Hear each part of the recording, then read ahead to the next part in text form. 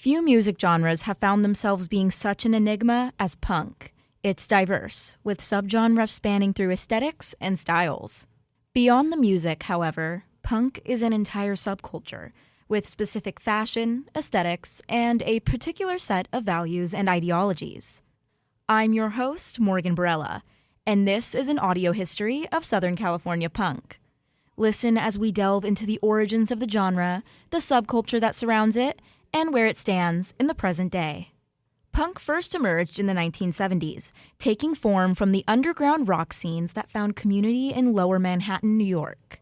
Who was the first real punk band? It's debated, and of course it's often tricky to trace down patient zero in the music world, but often regarded by many as the first and among the most influential are the Ramones. 1, 2, 3, 4! The Ramones, based in New York City, pushed boundaries for rock music and led to an influx of bands that took inspiration from the raw sound of the band. So New York City was the heart of punk rock's origins, but the genre began to find its place in other regions across the United States, including Southern California. The California glam rock scene of the early 70s set precedent for the scenes that were to come in the later years of the decade and into the following ones.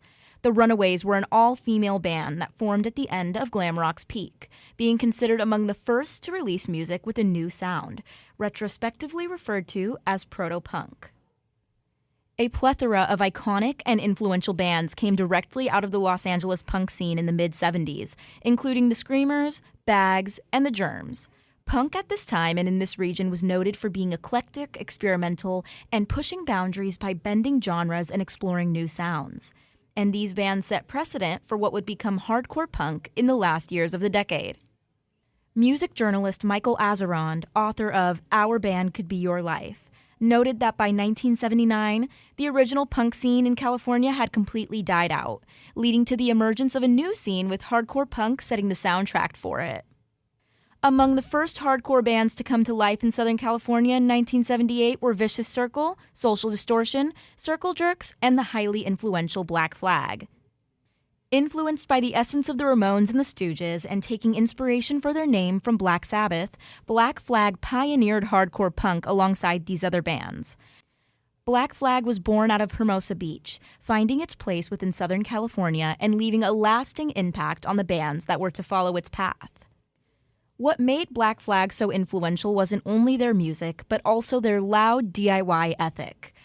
They rejected the idea of needing a record deal or a management team to make music. There was no need for record labels. Black Flag was set out to do it anyway. And that influence still lives on. Much of the Los Angeles punk scene has remained in backyards and independent venues. And the band's views bleed through in their lyrics, too. Let's take their song Police Story, for example. The opening lyrics make their views on police clear.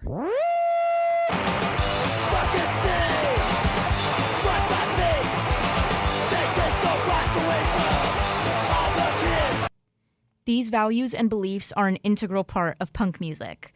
Punk is essentially a loud, powerful challenge of the status quo. And the scene of punk, those who listen to the music and those who create it, reflects a deeply diverse community of people from a wide range of backgrounds. The punk scene has often been described as a space that thrives among those from marginalized backgrounds.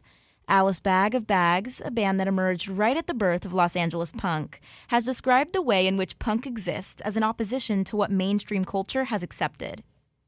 In her essay, Work That Hoe, Tilling the Soil of Punk Feminism, she describes the community that made up the early punk scene, saying, "We were different, profoundly different, and wanted to express our creativity through our art, our music, our fashion, our way of life. Early punk was as much a rejection of the status quo as it was the product of the rejects of the status quo." Evidently, punk appears to be many things, because it goes beyond music and becomes a set of values, a sense of fashion, and a way to live. Punk creates a powerful subculture that provides a space for those connected with it. And Los Angeles is one of the many cities that hosts a scene that is lively and deeply connected. While much of the punk subculture has been rooted in values of mutual aid and community care, the LA punk scene has been no stranger to violence. In the 1980s, when punk in LA was at its first peak, an explosion of violence occurred at shows throughout the city. On September 19th in 1980, a show at the Hideaway in downtown Los Angeles was the scene of destruction. On the lineup were Black Flag, Circle Jerks, The Stains, and Mad Society. Corporate Rock Sucks, The Rise and Fall of SST Records by author Jim Rulin chronicled the events. He went on to explain that the night started out with an unruly and wild crowd, which led to a car ramming into the door, people kicking holes into walls, and fights breaking out in and outside of the venue. Incidents like this, on top of aggressive vocals and lyrics, led mainstream society to view the punk subculture as dangerous. Where many found security and comfort, others found a threatening aura that would keep punk an underground scene. And history has shown that the community liked it this way. Punk scenes have thrived underground, where they appeal to a niche audience of folks who seem to genuinely understand it.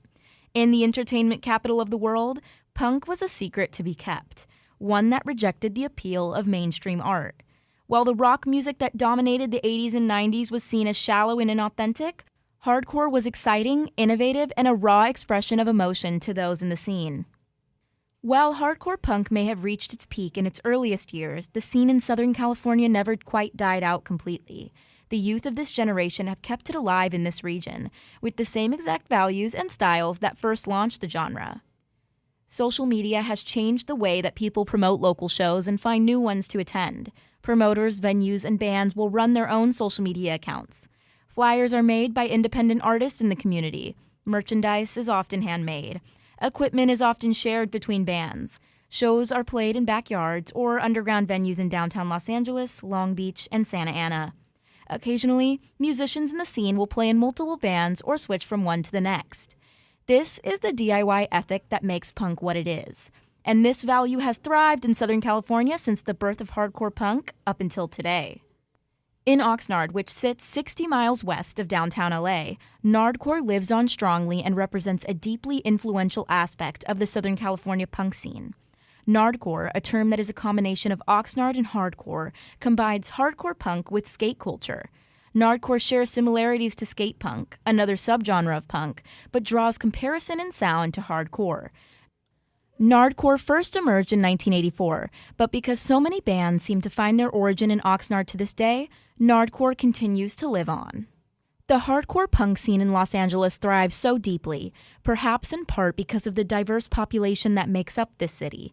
Just as Alex Baggs said in her essay, punk is a rejection of the status quo by those who have been rejected by the status quo.